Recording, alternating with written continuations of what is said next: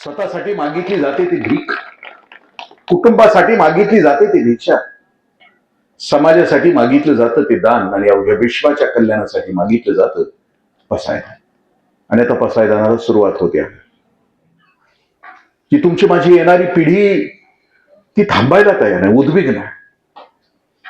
मग ती चटकन उत्तेजित होते आणि आमच्यावर येते, आमच्या अंगावर येते. या सगळ्या प्रश्नाला उत्तर संत साहित्याशिवाय, या संतांच्या ग्रंथाशिवाय दुसरं कुठलंच नाही. आणि म्हणून ऐकायचं का? उद्विग्नता झाल्यानंतर खोटी खोटी उद्विग्नता माऊलींच्या आयुष्यामध्ये येते आहे. आणि ज्या वेळेला ताटी लावून घेत आहेत माऊली, त्यावेळेला ही 5 वर्षाची बहीण त्या चंद्रमौळी झोपडीच्या भोवती फिरताना एकच वाक्य बोलते आहे. 5 वर्षाची बहीण 7 वर्षाच्या भावाला म्हणते की दादा, तुझा आणि माझा जन्म आहे ना, तू आणि मी संत म्हणून जन्माला आला. संत या शब्दाचा अर्थ की डोक्यानं मोठा तो पंत, अंतःकरणानं मोठा तो संत, आणि या दोन्हीमध्ये नाही तो जंत. आमच्यासारखी जंत म्हणून जात. अंतःकरण लय छोटा आणि खुजा आहे आमचं. तै कोणकी साची आहे किडे की न केस, पोहातल्या किड्यासारखा आम्ही जगतो घाणेरड्या गोष्टीमध्ये, द्वेष, मत्सर, हिंसा, घृणा. पण ती सांगतीये बहीण, दादा जगी व्हावे वन्नी, संती व्हावे पाणी. तू आणि मी संत म्हणून जन्माला आलोय. नाही ना रे, आपल्याला रागावण्याचा अधिकार नाहीये. जग रागवेल, जग कायम कामक्रोधाने पेटलेला आहे. पेटू दे ना, तो जगाचा स्वभाव आहे. पण तुझा माझा स्वभाव आहे त्या आगीवर पाणी टाकण्याचं. ते पाणी टाकण्यासाठी तू आणि मी जन्माला. केवढं मोठं भाग. तुम्ही आणि पारायण संपल्यानंतर त्याचा परिणाम कोणता होणं अपेक्षित आहे? या ग्रंथामध्ये माऊलींना काय सांगायचं आहे? नामदेवरायांच्या या वर्णनानंतर आपल्याला लक्षात येईल की तो परिणाम आम्ही साधलाय का? म्हणजे तो परिणाम, त्याचं माप, आणि ते किती किती आमच्यामध्ये सामावलं आहे त्याच्यानंतर आमच्या आयुष्यामध्ये आलं पाहिजे. मग आता आपण सुरुवात करूया की पसायदान. आणखीन गंमत मध्ये 78वा श्लोक आहे. सगळी गीता सांगून संपल्यानंतर संजयाला अपेक्षा होती की धृतराष्ट्राच्या अंतःकरणामध्ये बदल होईल. प्रत्यक्ष भगवंताच्या मुखातून ऐकलेलं ज्ञान आहे. कर्मयोग, ज्ञानयोग, भक्तियोग, राजयोग, अंतिम सत्याला प्राप्त करण्याचे सगळे मार्ग आणि अंतिम सत्य सगळं ऐकलंय. संजयला वाटलं होतं की आता धृतराष्ट्र बदलेल, आता युद्धाविषयी प्रश्न नाही विचारणार, आता मुक्तीच्या दिशेने वाटचाल करेल. पण तरी प्रश्न विचारतोय तोच धृतराष्ट्र, विजय कोणाचा होणार? टकरू फिरतोय संजयच. या म्हाताऱ्याला एवढं सांगतोय मगाच्यापासून गीतेचं सगळं, गीता जी चालली आहे ती निदान ह्या वयात तरी समजायला पाहिजे.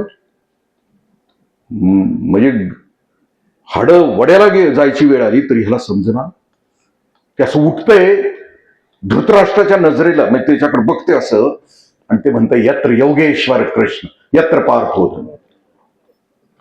ऐकायचं ना, धृतराष्ट्र विजय कोणाचा होणार? ऐक.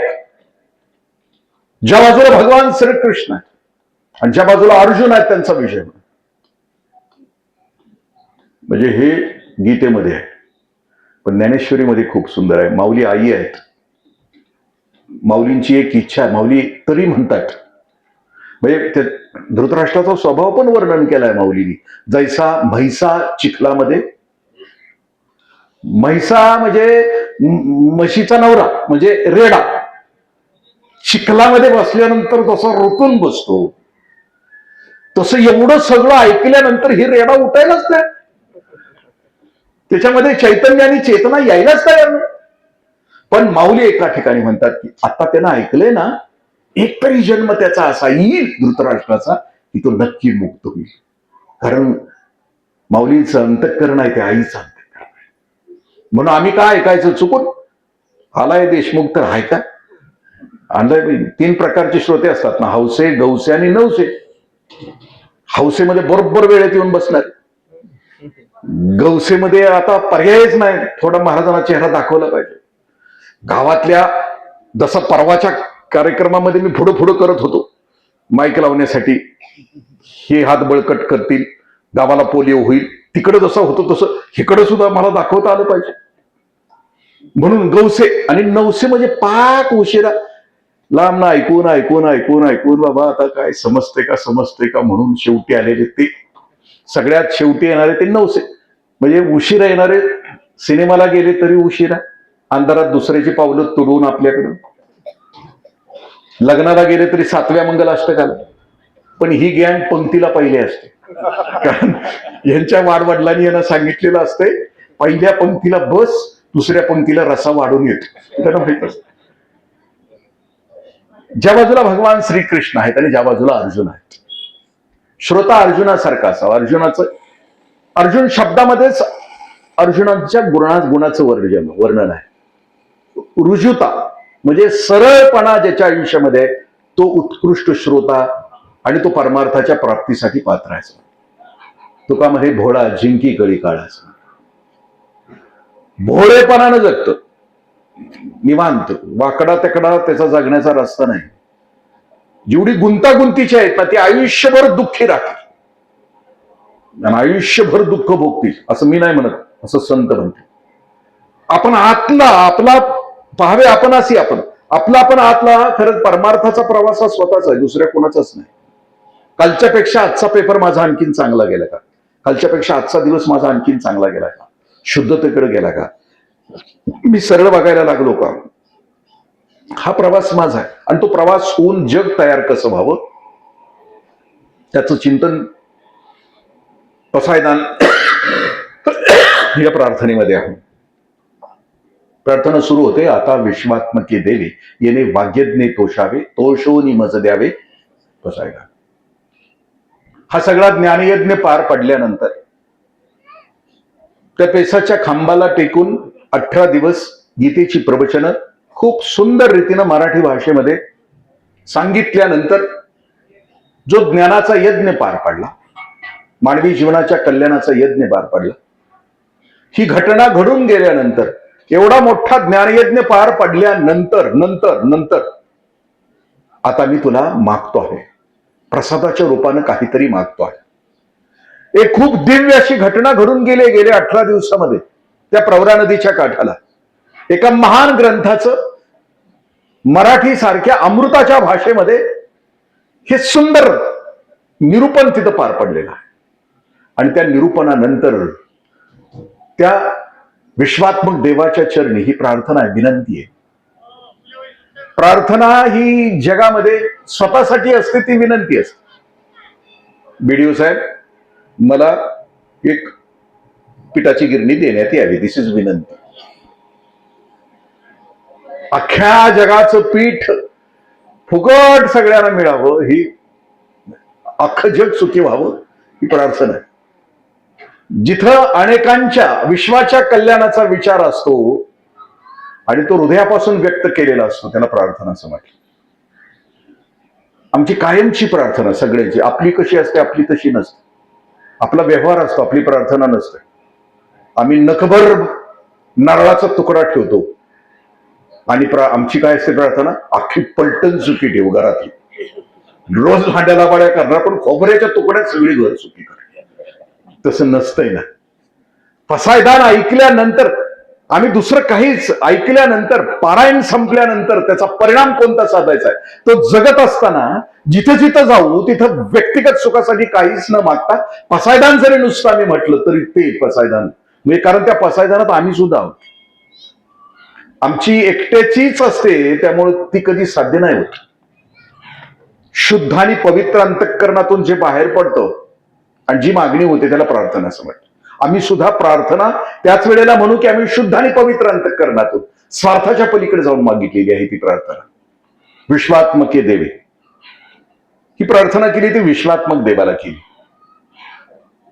आपल्या असं लक्षात येईल की ही प्रार्थना आम्हाला माहित असलेल्या देवाकडे का नाही केली, पंढरीच्या पांडुरंगांच्याकडे, तुळजापूरच्या भवानी आईकडे, कोल्हापूरच्या अंबा मातेकडे का नाही केली? हा विश्वात्मक देव, याचं कुठंच मंदिर नाहीये जगामध्ये. मग हा कोण आहे?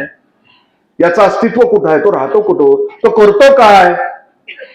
असा हा विश्वात्मक देवाचं अस्तित्व समजून घेण्यासाठी विश्वनिर्मिती आणि विश्वनिर्मितीच्या पाठीमागचा कार्यकारण भाव थोडंसं अवघड वाटलं, पण आपण समजून घेण्याचा प्रयत्न करू. हे विश्व आहे, कार्यकारण भावाशिवाय चालत नाही. म्हणजे बी पेरल्याशिवाय पीक येत नाही. प्रत्येक गोष्टीला कारण आहे पाठीमाग. मग हे विश्व तयार होत असताना ज्यानं केलं ते कसं तयार करतो? कार्यकारण भाव कोण?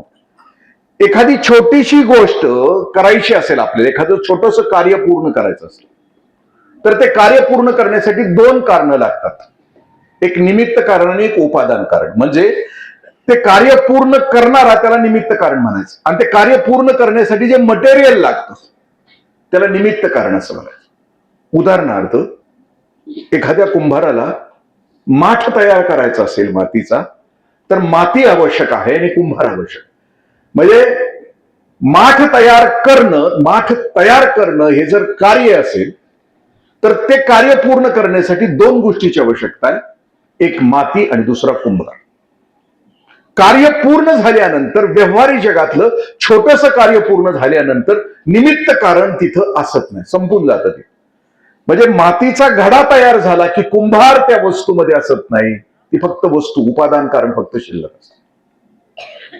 सोन्याचा अलंकार तयार करायचा तर त्याला सोनाराची आवश्यकता आहे आणि सोन्याची आवश्यकता.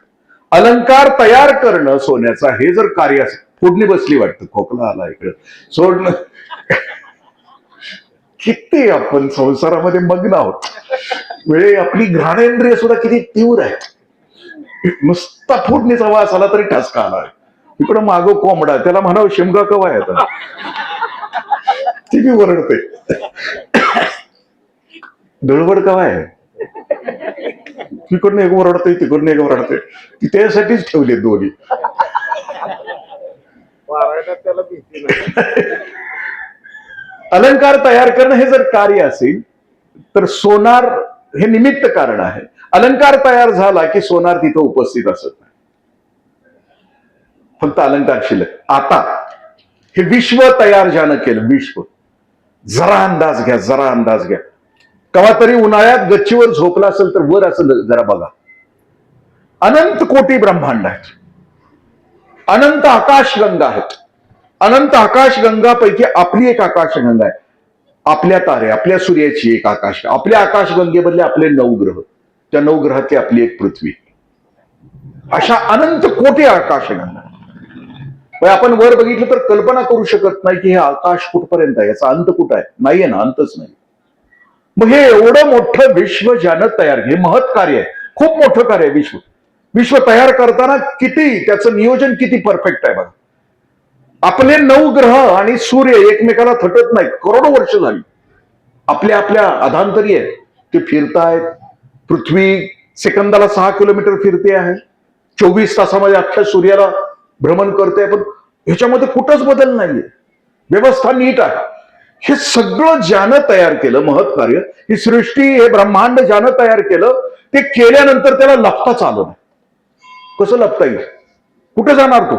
आणि मग तो त्याच्यामध्येच बसला, म्हणून त्याला विश्वात्मके देवे असत. येणे वाग्यज्ञे तोषाळ. जरा हा विश्वात्मक भाव जरी घेतला आम्ही, ज्याला अहंकार आहे ना, ज्याला मस्ती आहे ना, सत्तेचा माज, संपत्तीची मस्ती आणि ज्ञानाचा अहंकार ज्याला आहे ना, चालताना ताट फुगवून चालते ना, छाती फुगवून, कल जो चलते थे अपनी शान शौकत पर, शम्मा तक नहीं जलती आज उनकी तुरपत पर. जे अहंकारानं चालतंय ना, त्यानं आता जे मी सृष्टीचं वर्णन केलं ना, त्याच्यामध्ये कधीतरी बघावं स्वतःला. अनंत कोटी ब्रह्मांड, त्यातली पृथ्वी एक ग्रह, पृथ्वी ग्रहावरचा आशिया एक खंड, आशिया खंडातला भारत नावाचा देश, भारत नावाच्या देशातलं महाराष्ट्र नावाचं राज्य, महाराष्ट्र नावाच्या राज्यातलं सातारा नावाचा जिल्हा, सातारा जिल्ह्यातलं कराड नावाचं एक तालुका, कराड तालुक्यात कोळे नावाचं एक गाव, कोळे गावात एक छोटीशी गल्ली, गल्लीतलं एक एवढं घर, आणि त्या घराच्या वर एवढं ठिपका सुईचं. पण मस्ती किती, पण किती अहंकार. एवढं जरी आपलं अस्तित्व संपलं, समजलं आपल्याला, आपण कुणीच नाही. कारण संतांचं वाङ्मय आमचा अहंकार संपवण्याकडे जात असत. आता विश्वात्मके देवे येणे भाग्यज्ञे तोषाळे. अशा त्या देवाच्या चरणी, म्हणजे अशी जागा नाही की तिथं तो नाहीये. आता आपण बोलतोय ना, तो आहे. म्हणजे असं ऐसा रिता ठाव नाही, असं म्हणजे असा मोकळा एकही जागा नाही की तिथं तो नाही.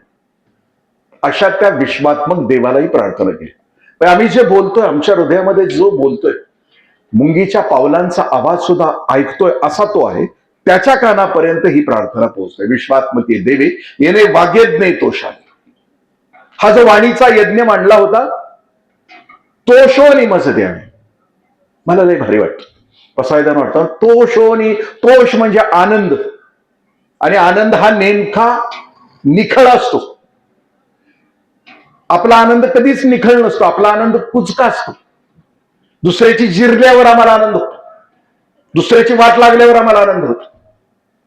पण माऊली म्हणतात की हे विश्वात्मक देवा, हा ज्ञानाचा यज्ञ तुला पसंत पडला असेल तर आनंद मनापासून आम्हाला एक आशीर्वाद, तोषोनी मज द्यावे पसायदान. म्हणजे त्यात खर ठेवू नकोस अजिबात. म्हणजे देत असताना त्याच्यामध्ये कोणताही जरासा सुद्धा कस नको त्याच्यामध्ये. एखादा महापुरुष असावा, एखाद्या घरी जावा आणि घरी गेल्यानंतर एखाद्या त्या माऊलीनं दूध द्यावं. आपलं दुधावरच्या पेक्षा दुधाच्या साईवर खूप प्रेम असतं. मग ते दूध असं वतत असताना चुकून साईचा लचका पडावा, आणि मग लचका पडला की असं व्हावं. मग ते दूध बाहेर आल्यानंतर त्यांनी म्हणावं आई नको, त्यांनी विचारावं का, तिनं म्हणावं, त्यांनी म्हणावं अगं घेतला असतं का, पण त्याच्यात तुझा मिसळलाय. तसं माऊली म्हणतात की हे विश्वात्मक देवा, तुला द्यायचंय ना तर त्याच्यात तुझं मिसळू नको. तोषोनी मज द्यावे पसायदान. मागणारं कोण आहे? माऊली आहे. देणारं कोण आहे? विश्वात्मक देव आहे. म्हणजे दोन्ही ही विशाल आणि व्यापक आहे. म्हणजे मागणारानं काय मागावं आणि देणार, आपली मागणं किती असं भुसकाट असतंय आपलं मागणं. मग एखादा राजा असावा, एखाद्या नदीच्या संगमावर आंघोळीला जावा, आणि आंघोळीला गेल्यानंतर आंघोळ संपल्यानंतर त्याला तंबाखूचं व्यसन असावं. म्हणजे तंबाखूचं व्यसन असं आहे की बायको सोडेल पण तंबाखू सोडत नाही. गायछाप त्यामुळेच चालू आहे जास्त. मी परवा पारायणाला गेलो होतो वाटेगावच्या, तिथल्या महाराजांनी माझ्या हातात दिलं होतं की 5 कोटी रुपयाचं व्यसन एका महिन्याला त्या गावात होत आहे. म्हणजे गुटखा, मावा, तंबाखू, दारू, 5 कोटी. आपल्या पलीकडचंच गाव. आणि ते तिथल्या आमच्या वारकऱ्यानंच माझ्या हातात दिलं होतं की साहेब बघा मग कसं होणार आपलं. तसं त्या महाराजांना सवय होती तंबाखूची. आंघोळ झाली होती, प्रसन्नता होती, तंबाखू होती पण चुनाच नव्हता. पलीकडं त्या गावचा नागरिक होता, त्याला विचारलं की चुना आहे का, म्हणले हाय. चुना घेतल्यानंतर गुळणी तयार केली, तोंडात टाकली. व्यसनाची पूर्तता झाल्यानंतर त्याच्यासारखा आनंदी कोणी नसतो. ती त्याला म्हणते काय पाहिजे, चुना दिलास मला, माझी व्यसनाची पूर्तता केली, काय पाहिजे तू. ती दळभद्री त्याच्या ध्यानातच आहे, बाबा पुढचा राजा आहे, चुन्याचं रान मागावं 100 एकर, ही त्याच्या ध्यानातच आलं. ती त्याला म्हणते महाराज माझ्याकडे चुना आहे, तुम्ही जरा तंबाखू म्हणा. देणारा मी दळभद्री, घेणारा पण दळभद्री. पण इथं कोण आहे? इथं कोण आहे? तोषोनी मज द्यावे पसाय. द्यायचं आहे ना तर मला खूप मोठं. म्हणजे आम्ही सुद्धा बघतो, आमची देण्याची सुद्धा कवत नसते. आम्ही स्वतःला समजतो ना परमार्थिक. एखाद्या मंदिराच्या बाहेर एखादा भिकारी बसावा, दिवसभर बसावा, आणि त्याच्या थाटलीत संध्याकाळपर्यंत 1 रुपया कधी देतच नाही ना आम्ही. कारण आम्ही ज्या वेळेला आत जातो त्यावेळेला दोघंही भिकारी असतो, बाहेरचा पण आणि आतला पण. फक्त भीक मागण्याच्या गुणवत्तेमध्ये फरक असतो. बाहेरचं पोटासाठी मागतंय, आणि आत जे जात आहे ते म्हणते सत्ता दे, संपत्ती दे, पद दे, प्रतिष्ठा दे, जिल्हा परिषदेला नाही मिळालं निदान आता आमदारकीचं तरी दे दे दे. गुणवत्तेमध्ये भीक तीच आहे, फरक तो. दिवसभराची भीक मागितल्यानंतर 1 रुपयापर्यंत थाटलीत जमत नाही, आणि संध्याकाळी दारूच्या दुकाना पुढे जाते. दारू पिऊन बाहेर आल्यानंतर अर्ध्या तासात त्याची थाटली भरते. ठीक आहे, ते फक्त बाहेर उभा राहून असं म्हणते, हे भगवान तू रहता कहा है और पता कहा का देता है, तू राहतो कुठं. अर्ध्या तासात इथं थाटली भरली. तसं माऊली म्हणतात तोषवणी आनंदानं दे. माझ्या नाथरायांनी वासुदेव नावाची संस्था काढली त्यावेळेला, कारण लोकमानस जाग करायचं असेल तर सकाळी लोकमानस जे ऐकतं ते दिवसभर गुणगुणत राहत. सगळे सकाळचे जे अभंग आहेत वासुदेवाचे, त्या संस्थेनं सकाळी, वासुदेव नावाच्या संस्थेनं सकाळी जायचं, आमच्या दारात यायचं ग्रहस्थाच्या, आणि मागत असताना पहिलं ध्रुवपद कोणतं असेल तर दान पावलं. तर सकाळी माणूस प्रसन्न असतो आणि सकाळी तो दान देतो. सकाळी कुठलाही भिकारी किंवा दान मागणारा कधी संध्याकाळी येत नाही, सगळे सकाळी येतात. सरकारी अधिकाऱ्याकडे सुद्धा जाताना सकाळीच जावं. जसं उशीर होईल तसं काम होईल का नाही शक्यता नसते, उशीर होईल तसा तो तमोगुणी होत राहतो. दान पावलं सकाळी मागितलं जातं. तोषोनी मज द्यावे पसाय, असं हे पसायदान. पसायदान म्हणजे प्रसाद. प्रसाद शब्दाचा अलंकार प्रत्यक्ष साक्षात दर्शन. माझा पंढरीचा वारकरी बारस सोडून घराकडे आला की आम्हाला बुक्का लावतून चिरमुरं देतो. 4च चिरमुर. माझं पंढरीचं चिरमुरं सुद्धा पोकळ आहे, पण दिला ना की प्रत्यक्ष गरुड खांबाच्या पुढे उभा आहे त्याचा भास होता. ताकद आहे ती आमच्या भक्तीची, ती क्षमता आहे आमच्या भक्तीची. प्रत्यक्ष साक्षात दर्शन देण्याची क्षमता, तेवढंच. मग काय दे आम्हाला? प्रसाद कुठला दे, दर्शन कुठलं दे, माझ्या आयुष्यामध्ये कुठलं दर्शन दे, पसायदान कुठलं दे. पसायदान शब्दाचा अर्थ काय? स्वतःसाठी मागितली जाते ती भीक, कुटुंबासाठी मागितली जाते ती भिक्षा, समाजासाठी मागितलं जातं ते दान, आणि अवघ्या विश्वाच्या कल्याणासाठी मागितलं जातं पसायदान. पसायदान. स्वतःसाठी मागितली जाते ती भीक, कुटुंबासाठी मागितली जाते ती भिक्षा, समाजासाठी मागितलं जातं ते दान, आणि अवघ्या विश्वाच्या कल्याणासाठी मागितलं जातं पसायदान. आणि आता पसायदानाला सुरुवात होते. काय आहे पुढची ओळ? जे खळांची तया सत्कर्मी भूता परस्परे पडो. खळ जेवढे आहेत, मूळ भगवद्गीतेमध्ये भगवान श्रीकृष्ण म्हणतात जेवढे दुष्ट आहे ना मारायचे, सोडायचं नाही. इंगळी आहे ना मारायची, नाग आहे ना मारायचा. पण माझी माऊली आईच्या अंतःकरणाची, ती म्हणते जगायचा अधिकार आहे. इंगळीला पण जगायचा अधिकार आहे, नागाला पण जगायचा अधिकार आहे. फक्त कधी की नागानं विष टाकावं, इंगळीनं विष टाकावं. मग माऊली पसायदानामध्ये काय म्हणतात? जीव म्हणून जन्माला आला ना, येऊ दे ना त्याला जगू दे ना. आईचं अंतःकरण का आहे? कारण ज्ञानेश्वरी लिहिली ती मुळामध्ये ज्याला विद्वत्ता गाजवायची आहे, ज्याला ज्ञान द्यायचं आहे, त्याच्यासाठी नाही लिहिली ती आमच्यासाठी, आमच्यासारख्या साधकासाठी. आमच्यातला दोष संपावा, आमच्यातलं पाप संपावं म्हणून ज्ञानेश्वरी लिहिली. कारण ती आईच्या अंतःकरणाची आहे. एखाद्या आईला 2 लेकरं असली, एक लेकरू थोडस दुबळ असलं आणि एक लेकरू समर्थ असलं, आणि एखादा समाजसेवक गेला तिच्या घरी आणि तिला मागितलं की तुझं दुबळ लेकरू आहे ना ते दे ना, मला दे ना, मी त्याचा सांभाळ करू. एखादा समाजसेवक म्हटला तर ती आई म्हणते नाही, थोरलेलं घेऊन जा, थोरलेलं. तिच्या कशा पाठीवर कुठं पण जगल, पण ह्याला माझ्याशिवाय कोणी नाही. माझ्या जीवात जीव आहे तोवर मी ह्याला सांभाळेन. जे ज्ञानी आहे, ज्याला समजतं, त्याच्यासाठी नाहीये मागितलं. माऊली म्हणतात जे वेडं वाकडं आहे, जे चुकीचं आहे, जे वांगलं आहे, जे खळांची व्यंकटी सांग, त्याचा दुष्टपणा जाऊ दे. नुसता विचार करा की पाठीमाग आता जे घडून गेलं, उत्सव गेला महोत्सवाचा, देणाऱ्यानं दिलं नाही, घेणाऱ्यानं घेतलं नाही. आदल्या दिवशीचा दरवाजा उघडा ठेवलाय, दिवा लावलाय, आणि बाहेर कार्यकर्त्यांच्या पावलांचा आवाज आला की खाकरून म्हणले आत आहे काय टाका. ती देणारं नसतं, येणारं नव्हतं, तर जे झालं असतं लोकशाहीचा खरा महोत्सव तो.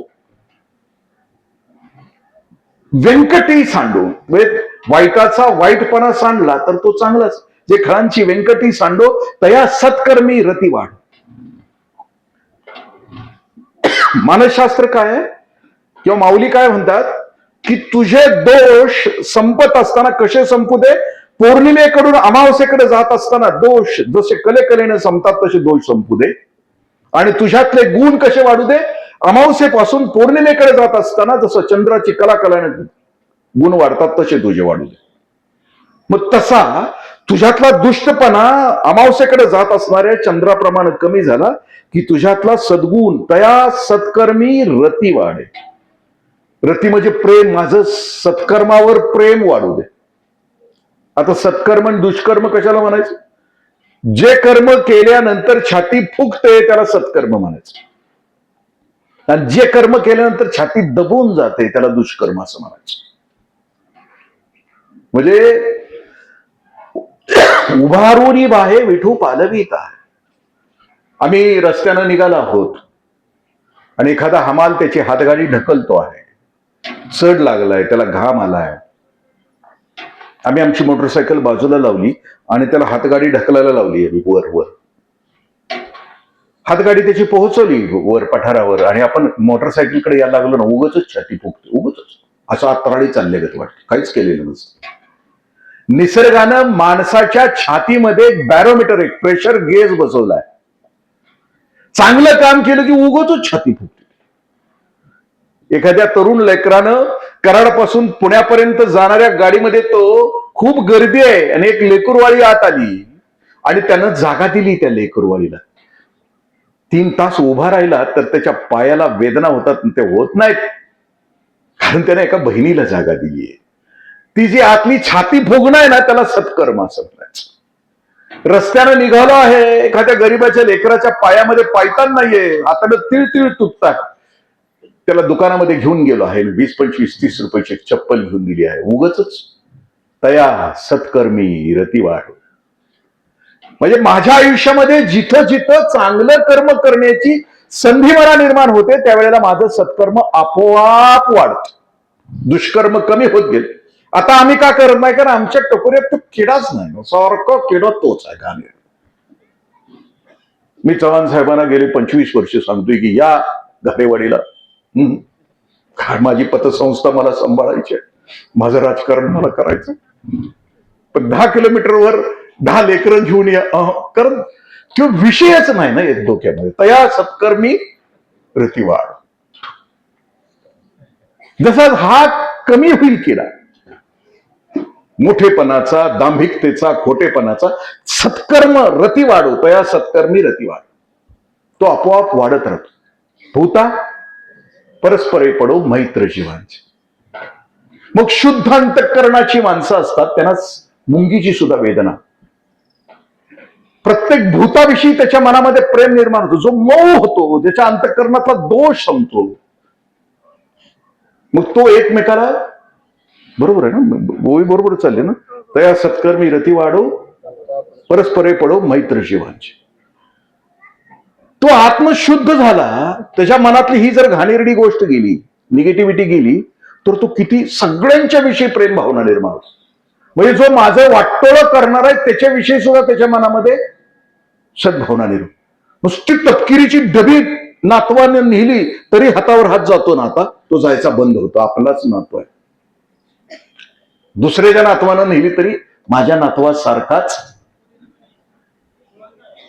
इंग्लंडच्या ऍडलेड स्टेडियमवर दिव्यांग मुलांच्या स्पर्धा होत्या. दिव्यांग मध्ये ज्यांना ऐकायला येत नाही, ज्यांना बोलायला येत नाही, अशांची स्पर्धा होती. 15 मुलं लाईन मध्ये उभी होती, निशाणी दाखवली, स्टेडियम खचाखच भरलंय.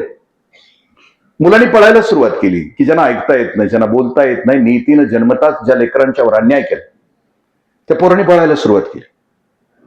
आता ते लेकरू, पहिलं येणारं लेकरू ती सीमारेषा शिवणार आणि पहिलं येणार, त्यावेळेला त्याच्या पावलानं असं जाणवलं की शेवटचा माझा मित्र खाली कोसळला. आता हा पहिला येणाऱ्या मुलाला एक पाऊल टाकलं असतं तर तो त्या स्पर्धेमध्ये पहिला येणार होता, त्याच्या गळ्यात गोल्ड मेडल पडणार होतं, टाळ्यांचा कडकडाट त्याची वाट पाहत होतो. पण त्याच्या पावलानं जाणवलं की माझा एक मित्र खाली पडलाय. त्यानं सीमारेषेला शिवलं नाही, त्यानं शर्यत सोडून दिली. तो पाठीमागं वळाला, पहिला वळाला, दुसरा वळाला, तिसरा वळाला, चौथा वळाला, 5वा वळाला. 14च्या 14 लेकरं पाठीमागं वळ, कोणाला स्पर्धा जिंकायची नव्हती. तो कोसळलेला 15वा मित्र होता ना, त्याला त्यानं उचललं, सगळ्यांनी उचललं, त्याला मध्ये घेतला. सात या बाजूला, सात या बाजूला, 15 पोरं एकमेकाच्या खांद्यावर हात टाकून ती स्पर्धा पूर्ण करत होते. एकाच वेळेला 15 जणांनी ती विजयाची सीमारेषा ओलांडली. त्यावेळेला स्टेडियम मध्ये टाळ्यांचा कडकडाट होता. एकट्याला जिंकायचं नव्हतं. इथं जिंकण्याची स्पर्धा आहे. तेरी साडी से मेरी साडी सफेद कैसी. तुझ्या घरापेक्षा माझं घर मोठं कसं, तुझ्या गाडीपेक्षा माझ्या गाडीचं मॉडेल किती चांगलं, तुझ्या कपड्यांच्या पेक्षा माझी कपडे किती चांगले. इथं स्पर्धा आहे, घाणेरडी स्पर्धा आहे, दिखाव्याची स्पर्धा आहे. तुझ्यापेक्षा माझं बरं चाललंय, तुझ्यापेक्षा मी सुखी आहे, ही दाखवण्याची स्पर्धा चालू आहे. पण इथं बाहुली म्हणतात की नाही, मैत्र जीवांची. तू कसा यास, तू सुखी आहेस, मी पण सुखी आहे. तू भले श्रीमंती नसशील, पण मी मनाच्या श्रीमंती नाही, आपण सगळेच सुखी आहोत. भूता एखादा पाठीमागं पळालाय. अजूनही या देशामध्ये कित्येक जणांची चुली नाहीये पेटत. अजूनही या देशामध्ये रोज शेतकऱ्यांच्या, माझ्या महाराष्ट्रामध्ये 20 आत्महत्या होत आहेत. आम्हाला भानच नाही त्याच. म्हणजे A17 नावाच्या ऍपलची विक्री मुंबईमध्ये ज्या दिवशी सकाळी सुरू होते ना, त्या दिवशी आदल्या दिवशी रात्री धाराशिव जिल्ह्यामध्ये अतिवृष्टीनं जे धरण रात्री फुटलं होतं, तर हजारो एकर जमीन जनावरं वाहून गेली होती. लोकांच्या डोळ्यामध्ये अश्रूंच्या नद्या वाहत होत्या. आणि त्यावेळेला मुंबईला मात्र तरुणाई A17 1.5 लाखाचा फोन घेण्यासाठी रस्त्यावर रांगा करून पहाटे 5 पासून उभी होती. मैत्र जीवांची. का नाही आम्ही सगळेजण सुखी होण्यासाठी प्रयत्न करत. माऊली प्रार्थना करत आहेत की सगळ्यांना सगळ्यांची दुःख कळल्यानंतर आम्ही सगळेजण सुखी होऊ. पुढं मूवी पुढची दुरितांचे तिमीर. दुरितांचे तिमीर जाव, विश्व स्वधर्म सूर्य जो जे वांछील तो तेला. दुरित म्हणजे पाप, तिमीर म्हणजे अंधार. या पृथ्वीवरच्या, या मृत्यूलोकातल्या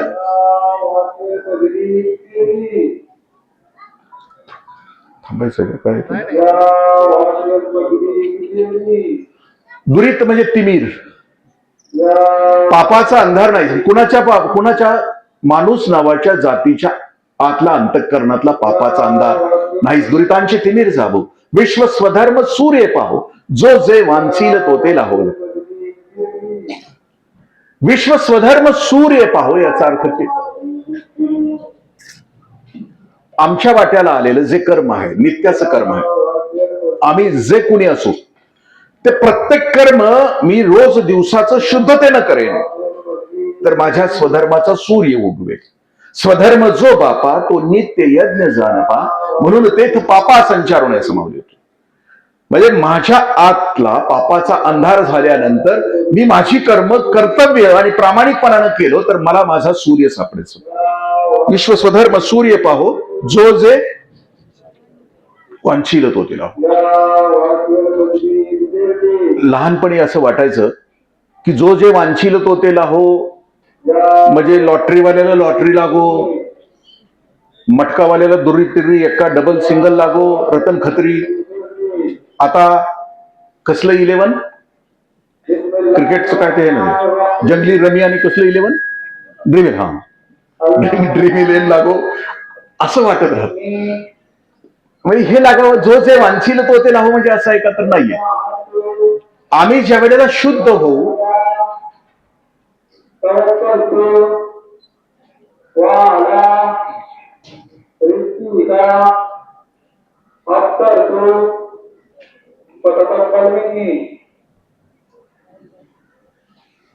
जो जे वांछील तो ते लाहो. म्हणजे समजा शेजाऱ्यानं गाडी घेतली, आता 4 व्हीलर शेजाऱ्यानं, तर दुसऱ्या दिवशी मी त्याच्या गाडी पुढे बिब्बा, सुई, लिंबू, मिरची नाही टाकणार.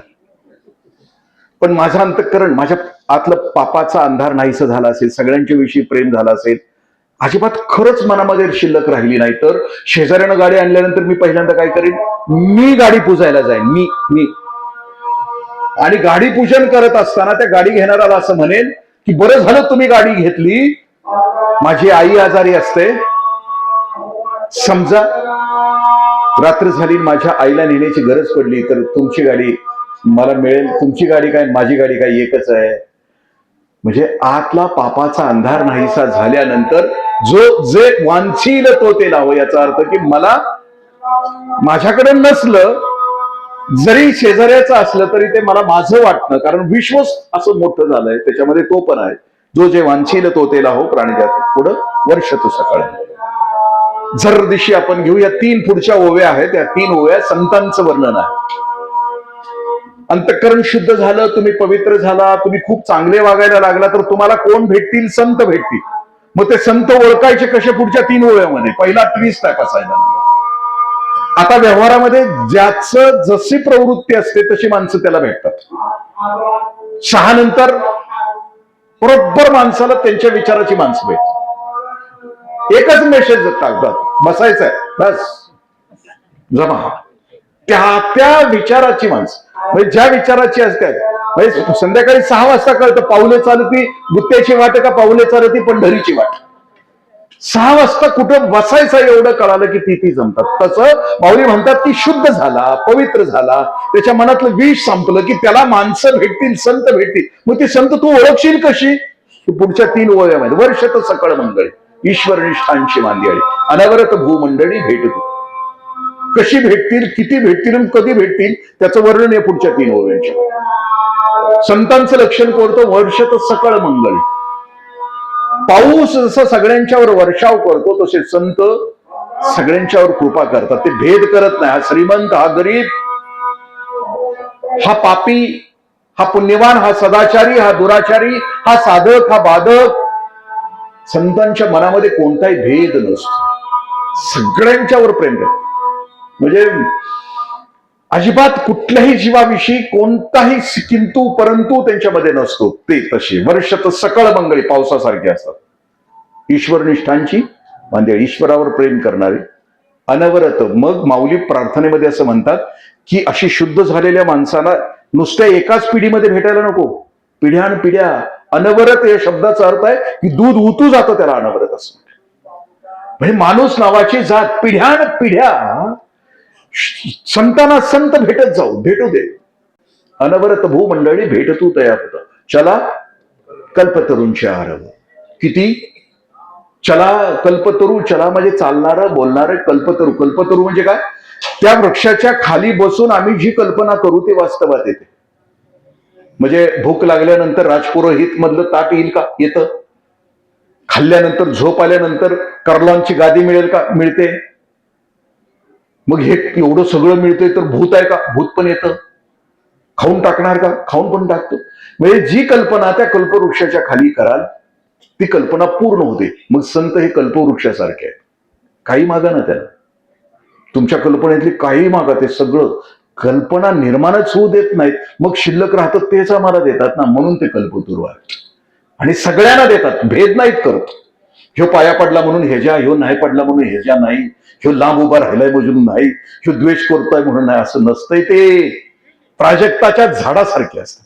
प्राजक्ताचं झाड फुललेलं असतं, डवरलेलं असतं, खूप छान फुलं असतात त्याला, एवढी अशा पाकळ्या, छोटासा दांडा गुलाबी, सुगंध प्रतिम बहरलेला असलेल्या प्राजक्ताच्या झाडाला जाता जाता जरी एखाद्यानं धक्का दिला तर धक्का देणाऱ्यावर सुद्धा फुलांचा वर्षाव करतं ते प्राजक्ताचं झाड असतं.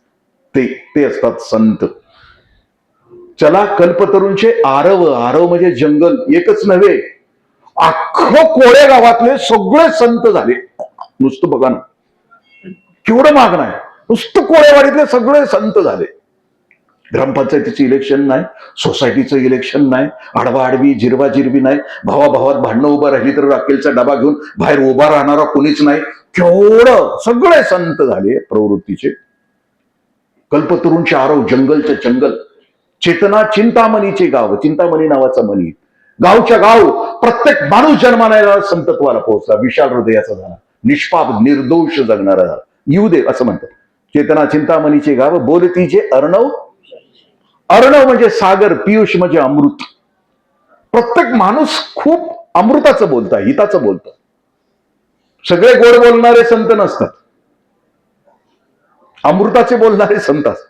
गोड बोलणारे सगळे संत असते तर साड्याच्या दुकानातले सेल्समन सगळे संत झाले असते ना. किती गोड बोलतात, दिवसभर बोलतात. अख्खा साड्याचा ढीग टाकला तरी जमत नाहीत, थकत नाहीत, नाराज होत नाहीत. पण ते संत झाले असते ना, त्यांना इथं प्रवचनाला आणता आलं असतं ना आपल्याला, पण नाही ना.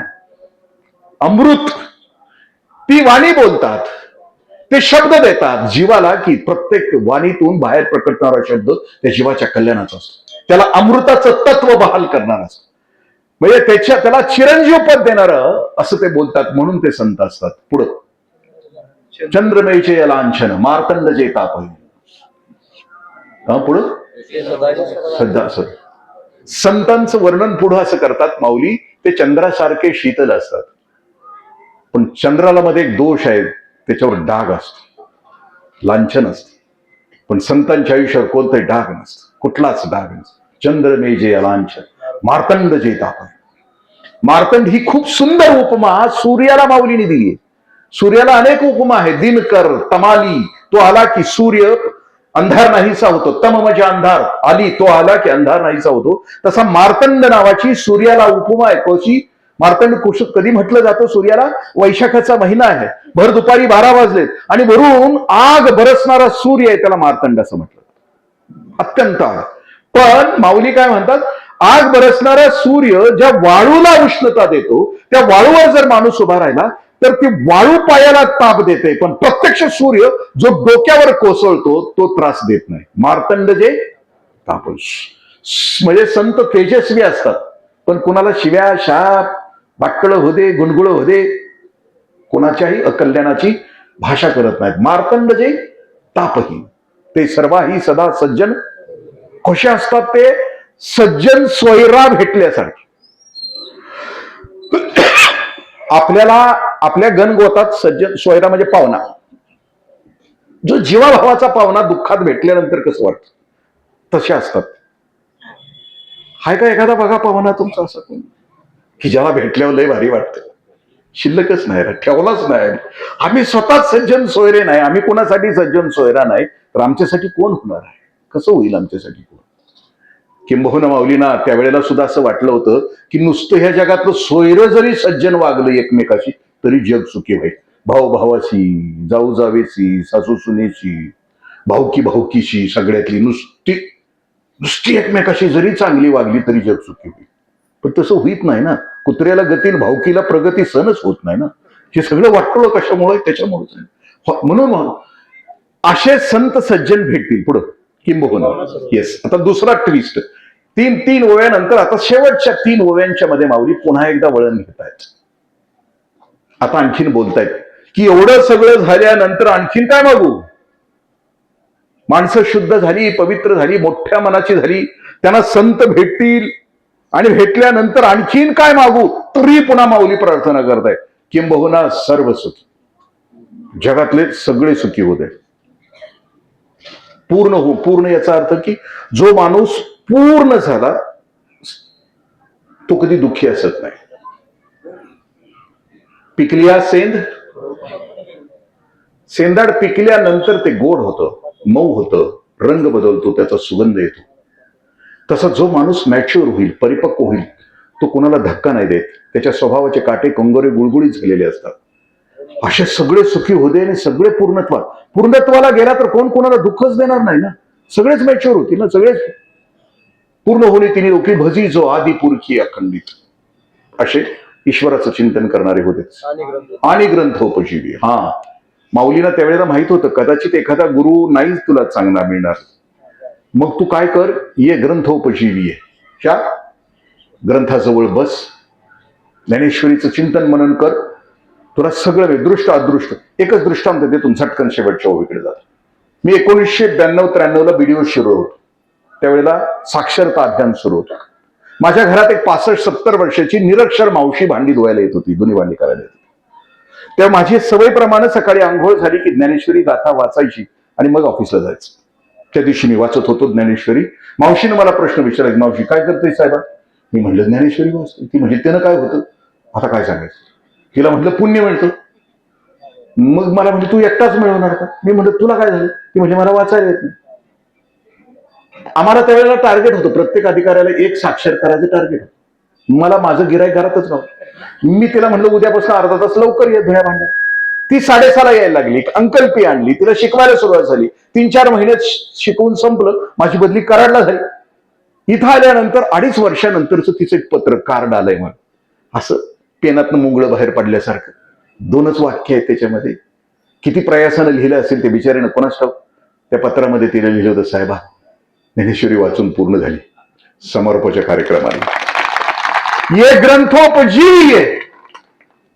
65-70व्या वर्षी तिला जीवनाचा अर्थ कळाला की कुठला ग्रंथ वाचल्यानंतर सुख होतं. ये ग्रंथोपजीवी, विशेष लोकीय, दृष्ट अदृष्ट विजय होवा.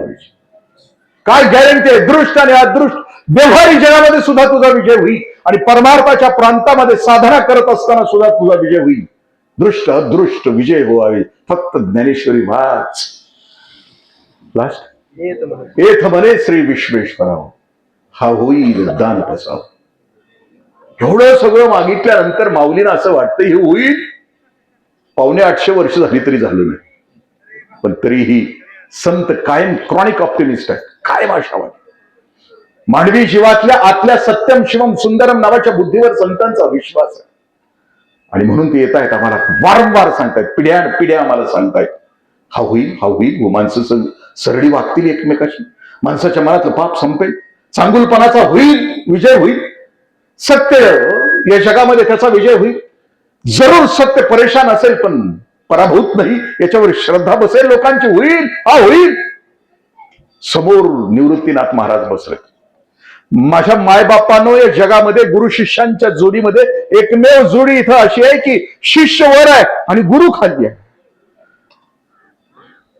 आणि ज्या ज्या वेळेला असं वाटतंय माऊलीना की गुरुदेवांच्या सूर्याकडे बघावं, काही जरी थोडंसं इकडं तिकडं झालं तरी ते बघतायत समोर गुरुदेवांच्या चेहऱ्याकडे. आणि आता मात्र त्यांच्या मनामध्ये हालचाल झाली की हा दादा गुरुदेवा एवढं सगळं मागितलंय पण शंका येते रे.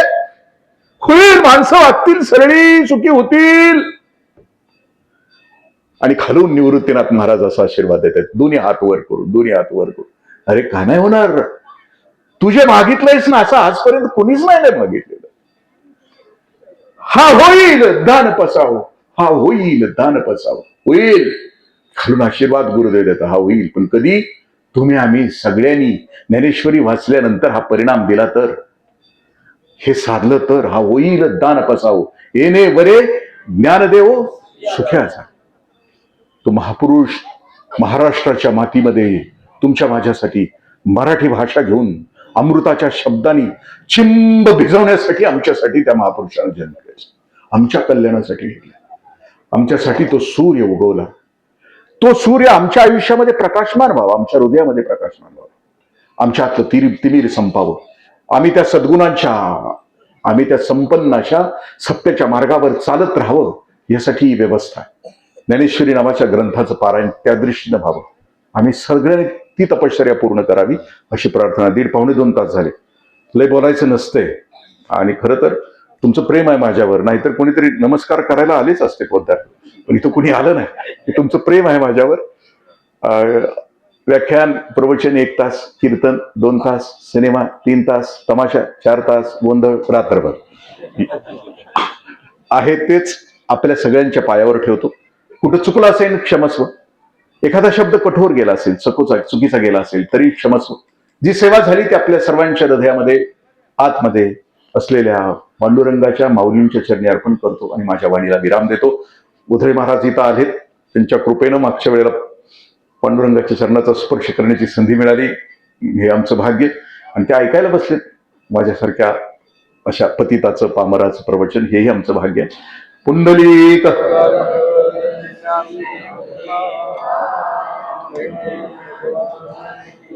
माऊली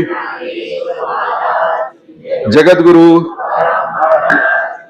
हर हर. एकच गर्जना झाली, अजून 2 व्हायला पाहिजे. आताची थोडीशी लबाडी होती. आपण सत्वगुण गेला म्हणून, आपण आळस होता थोडासा गेला. आता रजगुणात, आता दुसरी गर्जना बाहेर जिथं लावलं ना ते आत एंट्रीचं काय त्याला म्हणतो, कमान, तिथपर्यंत आवाज गेला पाहिजे जोरात, अजिबात लाजायचं नाही. की आता म्हणणार नाही ना पुंडलिक वर झाले, त्याला आईची शपथ. जोरात म्हणायचं, हृदयापासून लाजायचं नाही अजिबात. पुंडलिक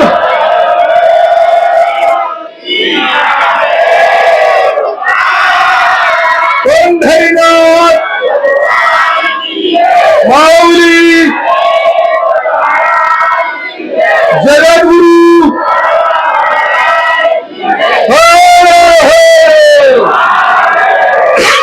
रजगुण गेला तर सत्वगुण, आता पुढचा सत्वगुण जाणं अवघड आहे. साधक झाला की त्याला वाटतं की मी इतरांच्या पेक्षा वेगळा आहे, मला खूप वेगळ्या पद्धतीने ते जाणं लय अवघड असतं.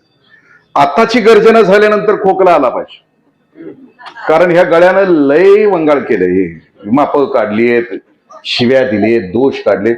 हे गळ्या इतकं पापी कोणी नाहीये जगामध्ये. भयंकर वाईट प्रकट झालंय. आम्ही पंढरीला गेलो, गरुड खांबाजवळ उभा राहिलो की कानाला हात लावतो, काय म्हणतो, चुकलं मात्र माफ कर. म्हणजे हिशोब क्लिअर, मागचं रजिस्टर. आता बाहेर पडलो की पुन्हा रजिस्टर भरायला सुरुवात, असं त्याचा अर्थ नाही. आता तिसरी गर्जना करत असताना पंढरीच्या त्या चरणापर्यंत आवाज गेला पाहिजे, खोकला आला. आता परवा 4 मटणाचं तुकडं 4 दारूचं ग्लास दिलं तर निवडून आल्यावर केवढा आवाज टाकताय, हा आवाज कोणाचा म्हणतो? अरे ज्याला जन्माला घातलं, रात्री झोपवलं, सकाळी उठवलं, आंब्याच्या रसामध्ये रस भरला, डाळिंबीच्या दाण्यामध्ये दाणे भरले, त्याच्यासाठी थँक्यू नाही म्हणायचं? मॉन्टेसरीतलं पोरग पहिलीचं असलं, पेन्सिल दिली तर परत दिल्यानंतर ते पोरग थँक्यू म्हणतं साध्या पेन्सिलला. जे तुमच्या माझ्यासाठी एवढं करतोय त्याची गर्जना करताना आता मात्र क्लिअर आवाज आला पाहिजे, पंढरीच्या पांडुरंगाच्या चरणापर्यंत पोहोचला पाहिजे. पुंडलिक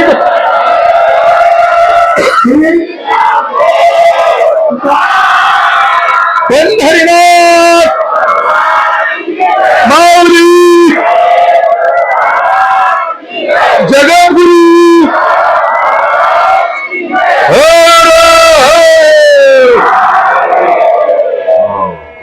कसं गोड वाटलं. रामकृष्ण हरी.